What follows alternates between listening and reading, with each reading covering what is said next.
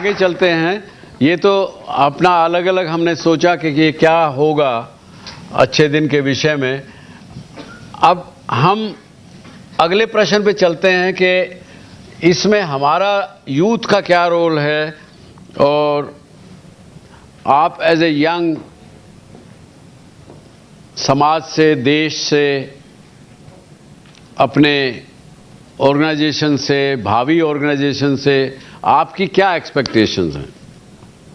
मैं इसलिए कह रहा हूं, ये प्रश्न क्यों पूछ रहा हूं ये भी आपको बताना चाहिए, ज़रूरी है कि जब आदमी क्लियर होता है ना कि मुझे क्या चाहिए या मुझे कहां पहुंचना है, तो आदमी सूनर और लेटर उस जगह पे पहुंच जाता है।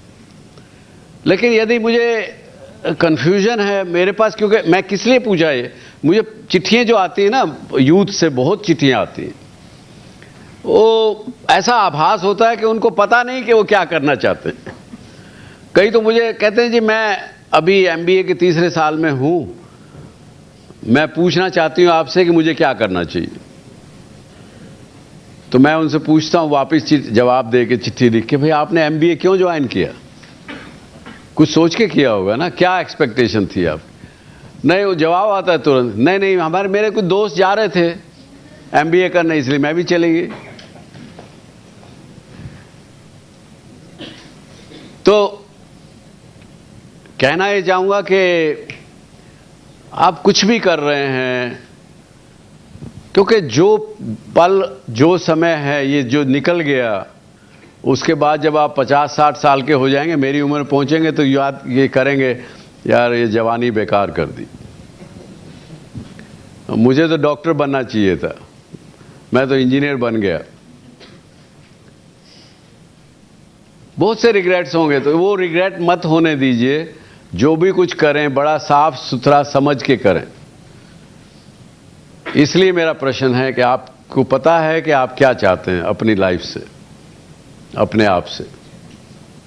अगर कंफ्यूजन है तो पूछिए सवाल पूछने में, अगर उसको क्लैरिटी करने के लिए अगर आपको किसी के पास जाना पड़े, उनसे पूछना पड़े कि भाई मैं कंफ्यूज हूं, मुझे क्लैरिटी नहीं है, पूछने में कोई हर्जा नहीं, गाइडेंस लेने में कोई तकलीफ नहीं। इसीलिए आपके पास टीचर्स हैं, प्रोफेसर्स हैं, आपके घरों के बुजुर्ग हैं।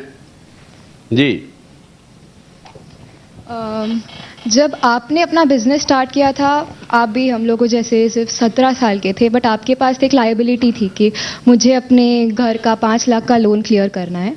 आज ये सब आपको कैसे पता लगा? रिसर्च करते हैं हम भी। अच्छा, रिसर्च करते, वेरी गुड, बहुत अच्छा, बहुत अच्छा। जैसे आप भी, आज मैं भी समथिंग 16-17 साल की हूँ, लेकिन मेरे दिमाग में एक थिंकिंग है कि हाँ, आगे जाके मुझे बिजनेस करना है, कुछ बड़ा करना है। सबके, वो खुद की बेनिफिट के लिए भी होगा, थोड़ा सोसाइटी के बेनिफिट के लिए भी होगा। That view is certainly very clear now. But जब हम देखते हैं कि society is not adaptive to the business atmosphere, तो वो धीरे धीरे वो जो सीड इंस्पिरेशन होती है, जो सीड मोटिवेशन होती है, वो कम होने लगती है, और वो एक्चुअल टर्नआउट, जो एक्चुअल आउटपुट होता है, वो बाद में नहीं आ पाता, और पूरा एम फोकस नहीं रह पाता। तो व्हाट डू यू सजेस्ट कि पीपल लाइक, ये प्रश्न बड़ा है उन्होंने ये कहा कि जब हम यंग हैं, पढ़ रहे हैं, बड़े एंथुसियास्टिक हैं, सोचते हैं कि ज़िंदगी में बड़ा कुछ करेंगे, लेकिन जैसा जैसा माहौल मिलता जाता है, माँ बाप कहते हैं नहीं नहीं नहीं नहीं, नौकरी कर लो ना, क्यों रिस्क लेना ज़िंदगी में, कोई और। ऐसे होता है, धीरे धीरे वो मोटिवेशन कम होते चले जाता है, और अल्टीमेटली आप भी जैसा कोई दूसरा कहता वैसा करने लगते हैं, और उसके अंदर आप अपने आप को नाखुश समझते हैं, स्ट्रेस होता है कि मुझे बहुत कुछ बड़ा करना है। इसके बजाय अगर अपना आप फोकस ठीक कर लेंगे कि मैं ये पढ़ाई कर रहा हूँ या कर रही हूँ, इसके लिए कर रही हूँ कि मुझे ये बनना है, मुझे ये काम करना है, तो शायद ये इतनी ये आपको डिस्करेजमेंट ना मिले। जब हम अपने मन में क्लियर नहीं होते हैं तो दूसरे से पूछते हैं, फिर कुछ ना कुछ सवाल जवाब होते हैं। समस्याएं सबके साथ रही, मेरे साथ भी रही। 17 रुपये लेके घर से निकला, 8.5 रुपये बस का भाड़ा लग गया, 8.5 बचे थे। तो लेकिन उसको अपने ऊपर हावी नहीं होने दिया कि मेरे पास पैसा नहीं है या मेरे पास इस चीज़ की कमी है। कमी है हमारे पास सबकी रहेगी। देखिए, जब इंसान कितना भी आगे बढ़ा चला जाए, खासकर मनुष्य एक ऐसा प्राणी है जिसकी कभी इच्छा पूरी होती ही नहीं है। हम जाके मंदिर में प्रसाद चढ़ाते हैं, कहते हैं हमको हे भगवान ये मिल जाए ना, मैं इस बार पास हो जाऊं ना अच्छे नंबरों से, 90% से पास हो जाऊं तो आगे प्रसाद चढ़ाऊंगी। वो मिल जाता है, उसके बाद फिर आप और एक्सपेक्ट करने लगते हैं, फिर कहते हैं नौकरी मुझे ऐसी मिले, नौकरी वो भी मिल जाती है, उसके बाद कहते हैं इससे अच्छी मिले, इससे ज़्यादा मिले। बिजनेस में लगते हैं तो कमाई हुई 10 लाख रुपया महीने का कमाया, नहीं मुझे 20 लाख होना चाहिए। वो बढ़ते बढ़ते 2000 50,000 करोड़ कब तक पहुंच गया कुछ पता ही नहीं लगता। फिर भी आखिर में कहते हैं यार कुछ नहीं किया। क्यों? ग्रीड की कोई लिमिट नहीं होती, उससे भी डिसअपॉइंटमेंट्स होती हैं। तो ये सब जो आपने कहा इसका, और वो जब आदमी इतना ऊंचा पहुंच गया और वहां भी वो कहता है कि मुझे कुछ नहीं मिला, तो सभी की एक ही स्थिति है एक हिसाब से।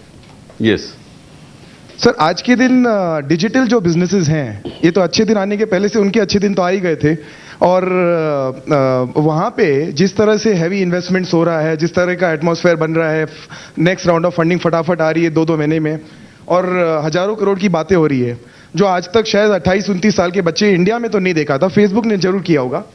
सर, मेरा आपसे ये क्वेश्चन ये है कि उसको देखते हुए कुछ एक लोग हैं जो अपने आप को समझते हैं कि बस एक वेबसाइट बुक करने की देरी है, एक खोल देंगे ऑफिस और बस हमारा भी काम फटाफट हो जाएगा, और एक बहुत बड़ा सेक्शन अभी भी ऐसा है जो उस चीज़ से इंस्पायर्ड नहीं है। उस चीज़ को लेके आज भी पेरेंट्स बोलते होंगे अपने बच्चों को कि ये तो बहुत रिस्की है, मत करो।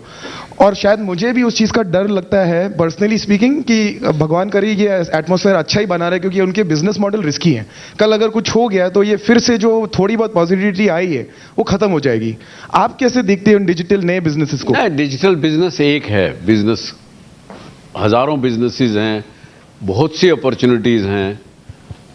ये आप जो बात कह रहे हैं, ये भेड़ चाल में आदमी चलेगा तो नहीं कामयाब होगा, चाहे वो वेब बिजनेस हो, चाहे डिजिटल बिजनेस हो, चाहे कोई बिजनेस हो।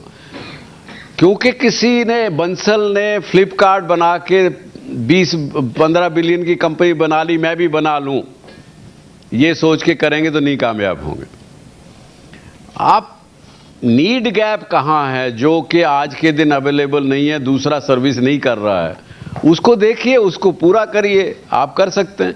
डिजिटल एनवायरनमेंट में सबसे बड़ी चीज़ डिजिटल ने क्या दी है कि आप बहुत से कम पैसे में आप एक काम शुरू कर सकते हैं। उसके बाद तो आपके ये अगर नीड गैप होगी, वाकई आप पूरा करेंगे तो उसको बड़े जल्दी भाग जाएगा, बड़े जल्दी दौड़ेगा। लेकिन केवल इसलिए कि मैं ये तो जी बस रामबाण है, it doesn't apply to all, it doesn't apply to everybody. हाँ जी, आज अगर 24-25 साल का लड़का, मिडिल क्लास लड़का अगर एंटरप्रेन्योर बनना चाहे और उसको अगर इन्वेस्टमेंट मिले 10 लाख का या 15 लाख का, और वो अगर फेल हो जाए तो उसको रिटर्न करना पड़ेगा, तो उसका उसके ऊपर प्रेशर रहता है, तो वो हैंडल करने के लिए वो क्या सोचे? नहीं, मैंने तो इसलिए पहले कहा आपको कि जब आप कोई नया बिजनेस शुरू करते हैं उसके रिस्क क्या हैं, रिस्क प्रोफाइल क्या हैं, वो सारे आपको जानने चाहिए, समझना चाहिए। उसके लिए अगर कोई चीज़ गलत चलेगी उसको कैसे हैंडल करेंगे वो आपको पता होना चाहिए, वो पता रहेगा। फिर उसके बाद आपने मान लीजिए 20 लाख रुपए का लॉस कर लिया, अगर मैं ये सोच के चलूँ कि ये 20 लाख का लॉस होगा, फिर मैं इसको ऐसी स्थिति में कैसे हैंडल करूँगा, वो आप पहले से अगर सोच के बैठे होंगे तो हर बात का समस्या का हल है। लेकिन अगर आपने कुछ सोचा ही नहीं और उसके उधर कूद पड़े और आपकी अपनी या अपने परिवार की पूरे की वर्थ ही 10 लाख है और आपने 20 लाख दाव पे लगा दिया, तो एक बड़ा गलत रिस्क हो जाएगा। या तो आप जिसका पैसा देना उसको ना कर देंगे, बेईमान हो जाएंगे, वैसी स्थिति नहीं करनी चाहिए। सर, तो आपका माइंडसेट क्या था 30-35 मेरा माइंडसेट तो यही था कि मुझे तो केवल वो 5 लाख रुपए कर्जा चुकाना है, उसके लिए मुझे बिजनेस करना है। जब बिजनेस कर रहा हूं तो आज क्या बिजनेस कर रहा हूं, आज शाम तक क्या कमाया, वो मेरा ध्येय होता था। डेली मुझे कुछ ना कुछ कमाना चाहिए, मेरा आज का दिन सही गुजरना चाहिए।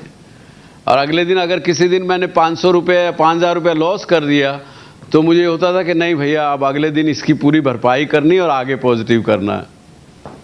तो एक लिमिटेड रूप से जब अपना पूरा ध्येय बना के चले, आप फोकस करके चले, तो कामयाब होंगे।